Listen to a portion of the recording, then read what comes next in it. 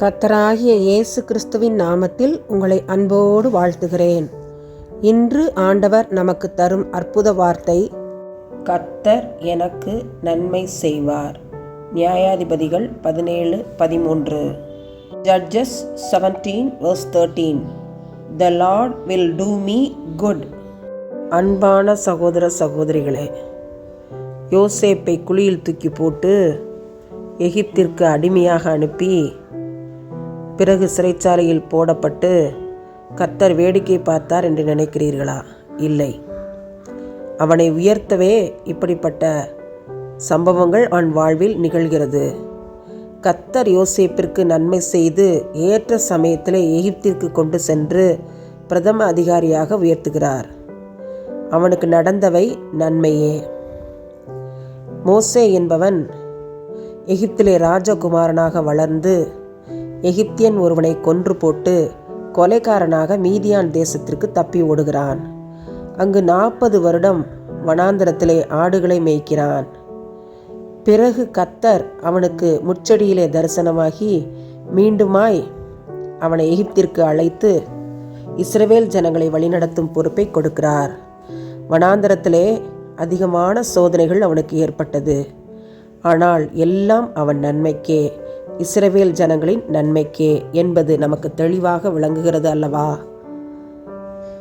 ஆடுகளின் பின்னே திரிந்த தாவீதை கர்த்தர் தெரிந்தெடுத்தார். தாவீதின் மாமாவான சவுல் தாவீதை வேட்டையாட பல முறை முயல்கிறான்.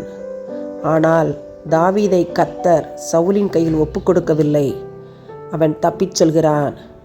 ஏற்ற சமயத்திலே ராஜாவாக உயர்த்தப்படுகிறான். தாவீதின் வாழ்வில் நடந்த அத்தனையும் நன்மைக்கே. தேவன் அவர்கள் வாழ்வில் நன்மை செய்தார்.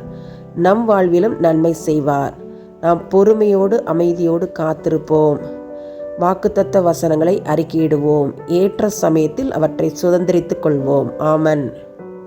ஜீவனுள்ள எங்கள் அன்பின் பரமபிதாவே, தர்மையான ஜெப நேரத்துக்காக ஸ்தோத்திரம். எங்களை தாழ்த்தி உடைய கரத்தில் ஒப்புக் கொடுக்கிறோம்.